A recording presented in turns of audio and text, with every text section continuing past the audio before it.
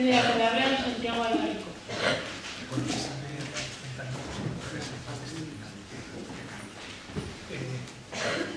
Buenos días, no se me oye. ¿Se me oye? No. ¿Ahora? Sí. Buenos días.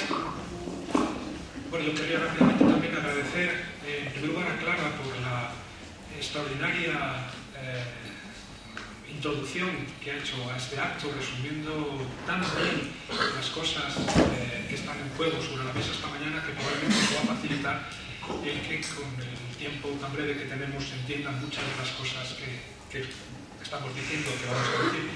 Y luego también a la caverna por su insistencia en invitar a un intruso a esta universidad, porque si bien es verdad que yo estudié en la Facultad de Filosofía hace ya muchos años, pues a mí el recorrido intelectual me ha alejado de la academia y de la universidad y me he convertido más bien en algo así como un agitador político literario. Si yo estuviera escribiendo el capítulo de un libro, me gustaría empezar leyendo esta cita. Es una cita de Joseph Roth, de su más famosa novela, La Marcha Radetzky, que escribió en 1932, y en la que, por cierto, podemos encontrar casi una descripción de esa ciudad, Juárez, a la que dedica su atención de una manera tan afinada y acertada Celia Amorós. Dice lo siguiente, la cita de la Marcha Radetzky, dice: en aquel tiempo, antes de la Gran Guerra, cuando sucedían las cosas que aquí se cuentan, todavía tenía importancia que un hombre viviera o muriera. Cuando alguien desaparecía de la faz de la tierra, no era sustituido inmediatamente por otro, para que se olvidara el muerto, sino que quedaba un vacío donde él había estado, y los que habían sido testigos de su muerte callaban en cuanto percibían el hueco que había dejado. Si el fuego había devorado una casa en alguna calle, el lugar del incendio permanecía vacío por mucho tiempo, porque los albañiles trabajaban con lentitud y circunspección, y los vecinos, a los que pasaban casualmente por la calle, recordaban el aspecto y las paredes de la casa al ver el solar vacío. Así eran entonces las cosas. Todo cuanto crecía necesitaba mucho tiempo para crecer. Y también era necesario mucho tiempo para olvidar todo lo que desaparecía. Pero todo lo que había existido dejaba sus huellas, y en aquel tiempo se vivía de los recuerdos de la misma forma que hoy se vive para olvidar rápida y profundamente. Para olvidar rápida y profundamente, ese es el tema del último cuento que escribió Franz Kafka en el año 1924, muy pocos meses antes de morir de tuberculosis. Es un cuento que se llama Josefina la cantante o El pueblo de los ratones, donde un narrador que habla en nombre del pueblo de los ratones cuenta la historia de Josefina. El pueblo de los ratones es un pueblo siempre activo, siempre atareado, energúmeno en el sentido original griego, es decir, arrebatado de una intensísima actividad, que no tiene tiempo ni siquiera para criar a sus hijos. Están siempre por las galerías, los corredores de su madriguera, tratando de cubrir cualquier grieta por la que pueda colarse una amenaza, reuniendo vituallas para poder sustentar y reproducir la vida biológica del pueblo de los ratones, con esos niños que antes dice el narrador, antes de que nos hayamos dado cuenta, ya son grandes y corren a nuestro lado, sin poder mantener ningún vínculo con ellos, porque se dedican enseguida a sus ocupaciones. Y en medio de este trajín, en medio de este tráfago ininterrumpido, por estos pasillos ilimitados, de pronto se oye la voz de Josefina, que se ha detenido en una esquina y ha roto a cantar. Y de pronto todos los ratones abandonan todo lo que están haciendo, poniendo incluso en peligro la propia supervivencia de la población, y se ponen a escuchar a Josefina la cantante. Y el narrador se pregunta, pero ¿por qué? ¿Por qué hacíamos esto? ¿Por qué nos parábamos a escuchar a Josefina? No lo entendemos, dice, porque en realidad el sonido que emite Josefina y que ella cree estar lleno de toda clase de coloraturas operísticas no se diferencia en nada del chirrido que emite cualquier ratón. Emite un chirrido de ratón feo, estridente, horrísono, y sin embargo cuando Josefina se detiene en un rincón y emite ese sonido que en nada se diferencia del que emitimos cualquiera de nosotros, nosotros dejamos todo lo que tenemos entre manos y nos paramos a escuchar.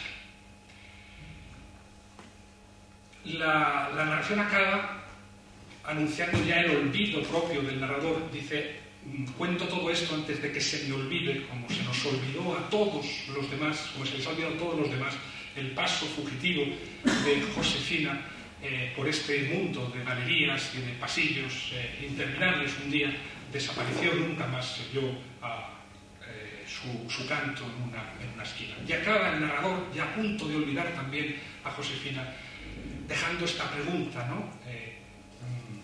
¿Por qué nos parábamos? Bueno, es una pregunta que solo tiene una respuesta tautológica, y es la respuesta a la pregunta ¿para qué servía el canto de Josefina? Y la respuesta es para pararnos. Y parémonos aquí un momento, espero poder retomar luego la cuestión de Josefina de una manera coherente. La producción de imágenes artefactas que permite separar los cuerpos de sus dobles visuales introduce permanentemente una cenestesia de disolución en la historia. Quiero decir que este acto aquí, esta mañana, es algo así como una película de la primera década del siglo XX. Nuestros vestidos son de época, nuestros muebles son de época, nuestro lenguaje es de época, probablemente nuestras ideas también son ideas de época, como demostrará probablemente esa grabación. Nos levantamos por la mañana y nos ponemos nuestros pantalones de época y cogemos nuestros transportes de época y ejecutamos nuestros saludos y nuestros rebuscados ademanes de época. Nos disfrazamos de ciudadanos del año 2010.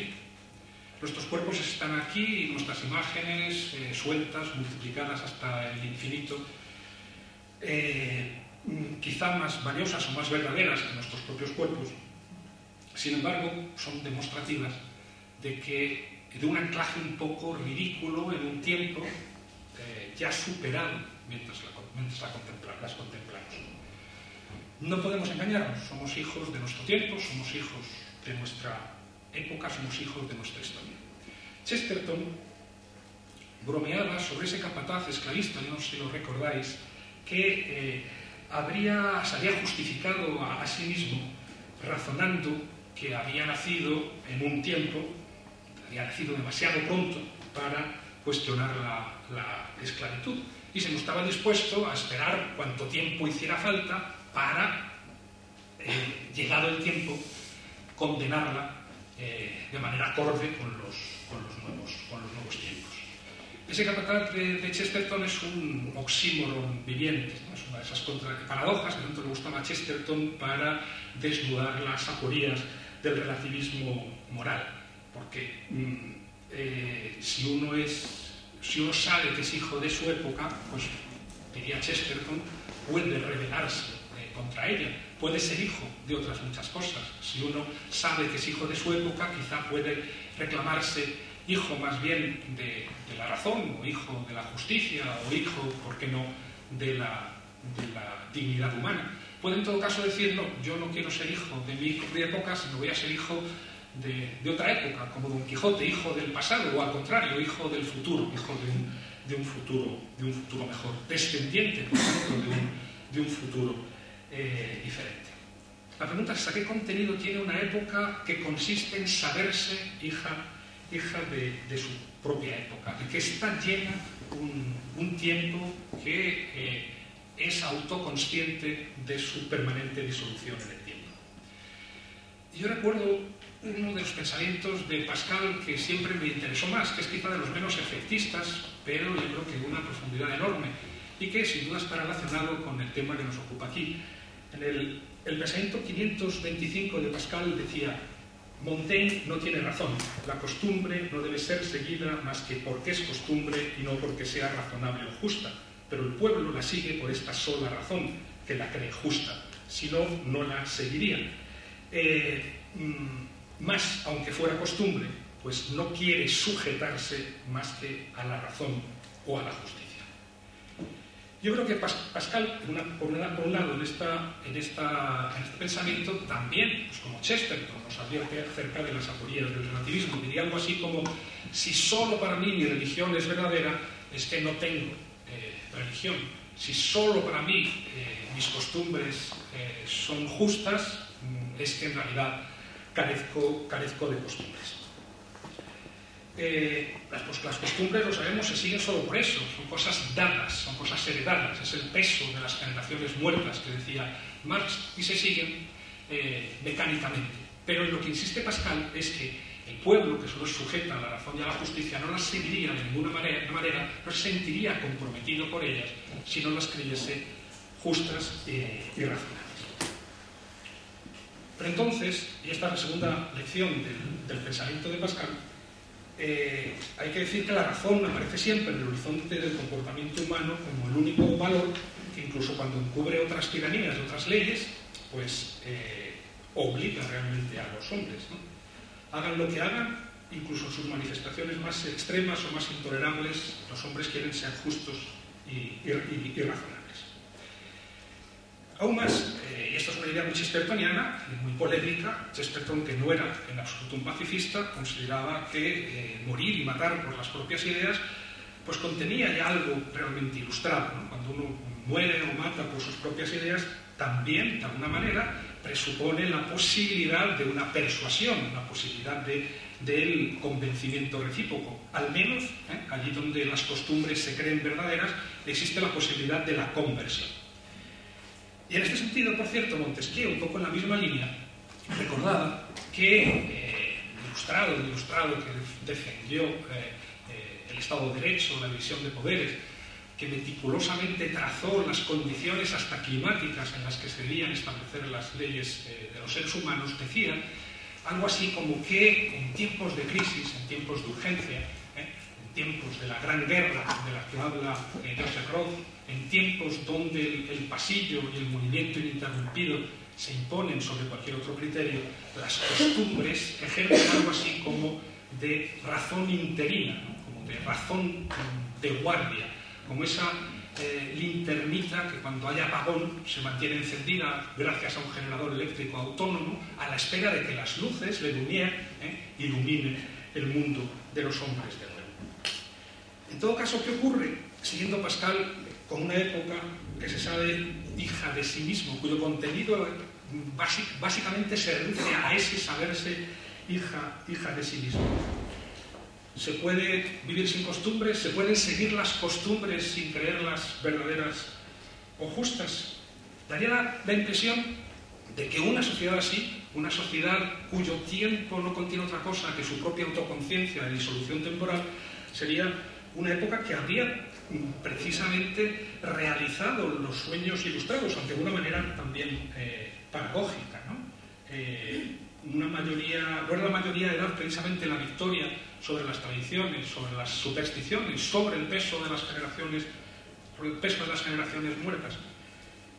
En efecto, allí donde somos hijos de nuestro tiempo y además sabemos que somos hijos de nuestro tiempo, se abre ese hueco, ese bostezo, esa distancia que desde Nietzsche a Lyotard se ha identificado con la ironía postmoderna. Eso que decía Nietzsche de seguir soñando sabiendo que soñamos. Yo creo que en todas las sociedades humanas ha habido siempre zonas de lo que llamaré prevaricación antropológica. Es decir, zonas en las cuales los seres humanos acometen gestos a sabiendas de que no tienen ninguna relación con la verdad o la justicia. En el mundo occidental, el ejemplo más evidente es la moda, ¿no? La moda, que es un invento del antiguo régimen, de las clases altas del antiguo régimen, que luego se generaliza a través del capitalismo industrial, allí donde hay clases medias que tienen un acceso a consumo sin precedentes en la historia. Bueno, digamos que la moda es precisamente uno de esos espacios de prevaricación antropológica, donde la moda consiste sencillamente en declarar mi voluntad de seguir a los tiempos hasta el final. Yo me lleno de mi propio tiempo y mediante ese gesto además no pretendo estar declarando nada acerca de mi compromiso con la verdad o la justicia.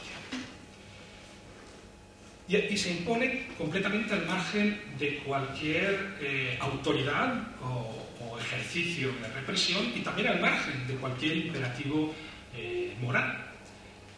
La declaración de que estoy dispuesto a seguir los tiempos, mi época, hasta el final.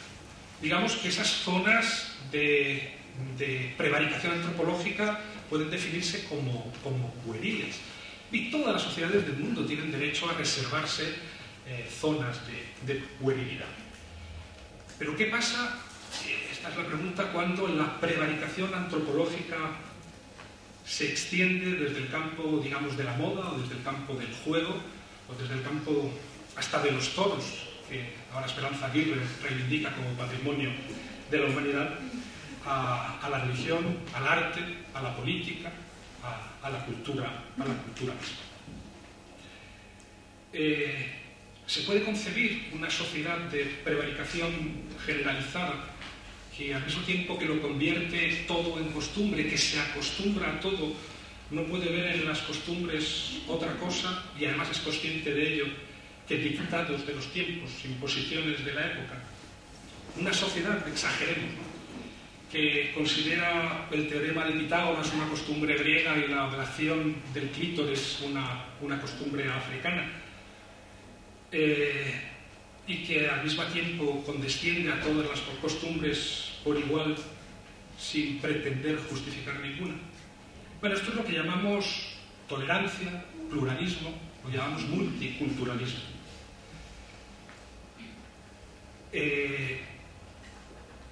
Podríamos también considerar esto como una deriva perversa de la Ilustración.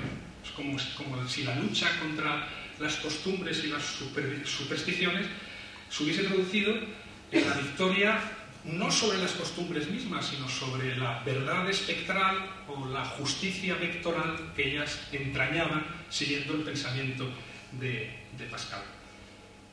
Hemos, en efecto, triunfado sobre la verdad espectral, sobre la justicia vectorial que las costumbres contenían, y al mismo tiempo hemos dejado las costumbres mismas, las hemos incluso multiplicado sin descanso y sin necesidad de exigirles una justificación, reclamando más bien tolerancia desde todos los ángulos. Costumbres, pues, sin adhesión fiduciaria ninguna, sin pretensión de verdad o de justicia, como la minifalda o el juego de la brisca. Un estado, por tanto, diría yo, general de minoría de edad, porque si identificábamos las zonas de prevaricación antropológica con la puerilidad que tiene derecho a reservarse toda la sociedad, la generalizamos, podemos decir que una sociedad de prevaricación antropológica generalizada es una sociedad enteramente pueril.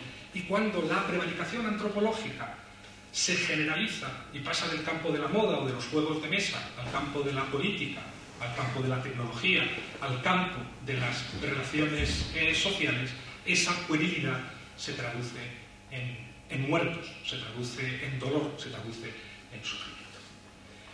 Eso, hasta ahora estamos hablando de la época, pero en la época mismo designada. En todo caso, una sociedad de prevaricación generalizada es una sociedad en la que el sujeto ilustrado ha desaparecido por implosión.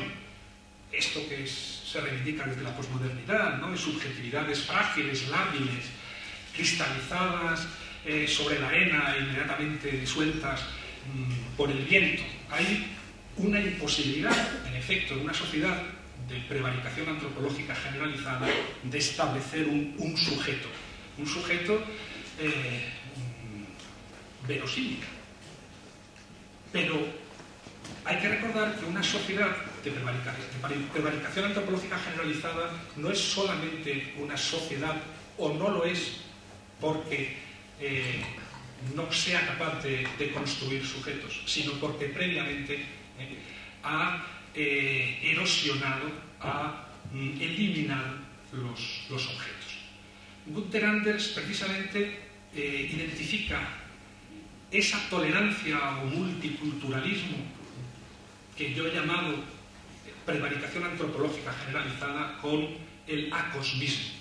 En un libro cuyo título es muy elocuente, Hombre sin mundo, dice exactamente esto. Dice: con la expresión hombre sin mundo hago referencia al hombre en la época del pluralismo cultural, a ese hombre que por participar a la vez en muchos, demasiados mundos, no tiene un mundo determinado y por tanto no tiene ninguno. Y sigue: forma parte de la esencia del pluralismo permitir algo considerado falso, que la verdad del pluralismo consiste, en último término, en no tener ningún interés por la verdad, o más exactamente, en no tomar en serio la pretensión de verdad de la posición tolerada, y a la postre tampoco de la propia. Günther Anders describiría este universo de la prevaricación antropológica generalizada como un lugar dominado por la conjunción y. Dice: el término dominante de nuestra época es la conjunción y, es la yuxtaposición, es ese catálogo que impide en efecto la construcción de un sujeto fuerte, pero que en cualquier caso al mismo tiempo impide de alguna manera la construcción de objetos consistentes. Y eso no por casualidad, porque lo que hace Günther Anders, y que es lo que yo llevo haciendo mucho tiempo, es vincular esa prevaricación antropológica generalizada no con cambios producidos en instancias académicas, o no con cambios que tienen que ver con el capricho de los seres humanos, sino introducidas desde abajo por la materialidad social misma de la que vivimos. Así, en esas reflexiones que se hace sobre el hombre sin mundo, dice Günther Anders lo que él llama una situación alejandrina. Dice: a esta situación alejandrina en que uno no tolera a los dioses de los demás, sino que de manera más o menos complaciente los correconoce, incluso los covenera, eso es al menos lo que puede, lo que está permitido, o incluso quiere, o por razones comerciales incluso debe. Günther Anders inmediatamente relaciona esa prevaricación antropológica generalizada con el capitalismo y en concreto con el mercado. El problema, tal y como yo lo he visto, lo veo, y resumiendo muy deprisa, es que el capitalismo es un nihilismo, pero lo es, entre otras razones, porque es un acosmismo. Günther Anders introdujo en otro libro ese concepto del declive prometeico, al hilo de una reflexión sobre el bombardeo de Hiroshima, que yo creo que es interesante seguir el hilo y seguirlo más allá o más acá de donde se detiene Günther Anders. Günther Anders identifica ese declive prometeico, y yo creo que es necesario asumirlo también, como una consecuencia del propio progreso tecnológico, con la desproporción que existe en nuestra capacidad casi infinita ya de producir efectos en el mundo, y nuestra capacidad todavía finita, como razones finitas que somos, para representarnos las consecuencias de esas acciones. Algo interesante es insistir en que el modelo a través del cual hay que pensar probablemente lo que está ocurriendo en el mundo no es el modelo Auschwitz, no es el lager. Creo que por razones algunas inocentes y otras interesadas no hemos dejado de escribir y de leer sobre los lagers, sobre el modelo Auschwitz, sobre el modelo concentracionario, que desde el punto de vista antropológico es un modelo en cualquier caso muy antiguo. Así que puede resultar duro decirlo y oírlo, pero yo creo que el modelo Auschwitz, de la deshumanización horizontal del otro, es un modelo muy antiguo. Está en la Biblia, está incluso en Tucídides, ¿no? Cuando los griegos se reúnen, los atenienses se reúnen en asamblea para decidir si exterminan a todos los habitantes de Mitilene. Es un modelo, yo creo, muy antiguo. el que verdaderamente introduce un cambio epocal, un cambio antropológico cuyas consecuencias no somos capaces de medir, es más bien el otro modelo, el modelo de la deshumanización vertical, que tiene que ver además con una deshumanización a través de la mirada, ¿no? Lo que caracteriza al bombardeo es que uno solo puede ver el objeto que va a destruir y solo puede verlo al mismo tiempo que lo destruye. Por lo tanto, es un modelo que, al contrario que el modelo Auschwitz, el de la deshumanización horizontal, es un modelo que de entrada ha divinizado de alguna manera al agresor. Pero luego hay otra cosa interesante que tiene que ver con las reflexiones que hace Celia Amorós en su capítulo sobre Ciudad de Juárez. Ella relacionándola con el imperativo saliano y con el paradigma patriarcal, pero que yo creo que se puede extender al funcionamiento íntimo del capitalismo como productor de mercancías y no de cosas, y no de objetos. Y es el hecho de que lo que caracteriza al bombardeo, al modelo de deshumanización vertical del otro, es que el otro ya no aparece, no digamos como enemigo en términos smithianos, no aparece ni siquiera como obstáculo, aparece solo desde el principio como residuo, como un cadáver que además nadie reclama, porque probablemente los que podrían reclamarlos están muertos a su lado. Ese concepto del cuerpo, del objeto concebido desde el principio de entrada, antes de cualquier acción que se emprenda sobre el mundo como residuo, como residual, yo creo que es lo que caracteriza no solamente el paradigma patriarcal en su versión extrema, en ese imperativo saliano, no solamente el formato tecnológico que permite matar con la mirada, sino el hecho de que de alguna manera las cosas mismas, los objetos mismos han desaparecido del mundo. Cuando Marx en los manuscritos del 44 habla de la alienación, de la cosificación, la ve en términos muy negativos, casi cristianos, también casi en términos acosmistas, ¿no? La ve como una pérdida de identidad. La conversión del trabajo vivo en trabajo muerto es una alienación de la esencia, de la esencia humana, que de alguna manera se pierde para siempre. Luego no, luego cuando en el Capital habla de la cosificación, que yo creo que es una cosa que hay que defender básicamente con un mínimo antropológico sensatísimo, habla ya de fetichismo. Y el fetichismo lo que hace es en efecto considerar una de las características de lo que yo llamo cosa, ¿no? Las cosas son por un lado aquello que nos viene dado de antemano, que nos obligan a pararnos, como Josefina en el pueblo de los ratones, que son por lo tanto objeto de atención, que son también objeto de cuidados, porque lo primero que uno reconoce en un objeto que es también un sujeto es no solo su condición racional, sino también su fragilidad básica, esa fragilidad que lo une a mí. Y en tercer lugar, las cosas son también historias, son cuentos, algunos engañosos, tramposos, que hay que interpretar. Cualquier objeto que introducimos en el mundo es una historia. Precisamente lo que hace Marx es decir, cuidado, hay que reconstruir la historia de los objetos manufacturados. Por eso habla de fetichismo. Pero hablar de fetichismo es conceder todavía a la cosa la capacidad para soportar una historia, para soportar un cuento, para soportar una genealogía. Yo creo que estamos más allá del fetichismo de la mercancía. El propio movimiento de renovación acelerado de las mercancías hacen no solamente que hayan perdido casi por completo su valor de uso, sino que por eso mismo se han convertido en una pura reclamación de destrucción.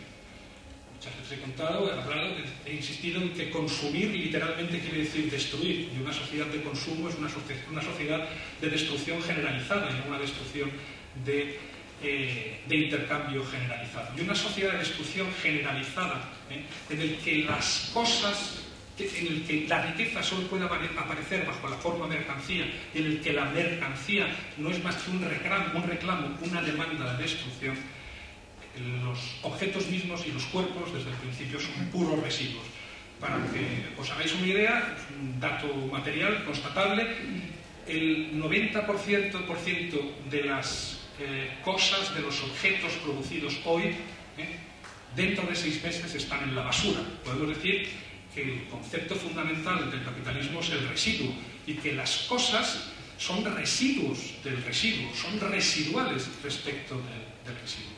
En cualquier caso, se suceden a tal velocidad ante nuestros ojos que podemos decir que el tiempo no está lleno de minutos ni de segundos, está lleno precisamente de imágenes fugitivas de cosas que no podemos ya así con la mano, que no duran lo suficiente como para, no ya para que resulten interesantes, sino ni siquiera para poder incorporarnos sus prestaciones o servicios. Es decir, lo que hace el mercado capitalista, al menos en una parte del mundo, en aquella donde precisamente mantenemos discusiones sobre la ilustración y el multiculturalismo, es acelerar de tal manera la introducción de objetos en el mundo que todos los objetos espaciales se convierten en objetos temporales, en objetos cuya característica, como en el caso del bombardeo,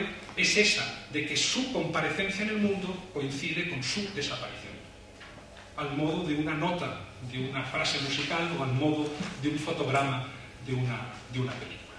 Por lo tanto, allí donde la mercancía no es la negación misma de las cosas, donde la condición residual del cuerpo y de la objetualidad misma es la ley del capitalismo, no es raro, para empezar, que haya una cierta nostalgia de objetualidad, de cosificación. Uno querría ser tratado como una cosa, uno querría ser tratado como un objeto. Eso se traduce en condiciones de guerra, que son las que describe Joseph Roth, las que describe Kafka en el pueblo de los ratones. Eso se traduce, por ejemplo, en paradojas como que en Irak, un país que sabéis sistemáticamente destruido desde hace muchos años, una mujer ilustradísima, varias veces divorciada, que ha vivido con distintos compañeros, profesora de universidad, ingeniero, que antes de la invasión no dejaba de insistir a través de escritos y de obras en un feminismo emancipatorio que uno no puede dejar de secundar, se encuentre hoy, 7 años después de la invasión, pidiendo a través de un escrito el restablecimiento de la poligamia, por ejemplo. Dice, en este contexto no hay más que 2 soluciones: o ser violadas todo el rato o ser violadas solo un rato. Es decir, que nos convirtamos por lo menos en objetos, porque no somos más que residuos. Eso que pasa en Ciudad Juárez, eso que pasa en Afganistán, eso que pasa en Irak, y eso que de alguna manera pasa ya por todas partes. El cuerpo ha desaparecido. De hecho, todos nuestros movimientos, toda nuestra actividad está más bien orientada a borrar toda huella de corporalidad de nuestros cuerpos, toda huella de nuestra condición cósmica de nuestros cuerpos, de nuestra fragilidad. Y eso se deriva, y acabo, precisamente en que lo que Stigler llama miseria simbólica, lo que el psicoanalista Massimo Recalcati, que acaba de escribir un libro que se llama El hombre sin inconsciente, llama colapso del orden simbólico, lo que Celia Morós llama el imperativo sadiano, de alguna forma está inscrito en las condiciones mismas de reproducción de la economía capitalista, donde el deseo descorporizado busca precisamente al menos un cuerpo, un territorio, aunque sea de una manera feroz, para volver con los pies sobre la tierra, y donde en consecuencia el imperativo sadiano, la primacía del ello, ha llevado, incluso por recoger las últimas frases de la intervención de Carlos ha llegado a hacer colapsar materialmente el inconsciente. No sabemos cómo puede vivir una sociedad sin inconsciente, sin ese inconsciente que es al mismo tiempo organizador, simbolizador de la realidad. No sabemos cómo puede vivir una sociedad sin cosas, sin soportes materiales que uno reconozca como objeto de atención, como tiempo narrativo y como objeto de cuidados. Gracias.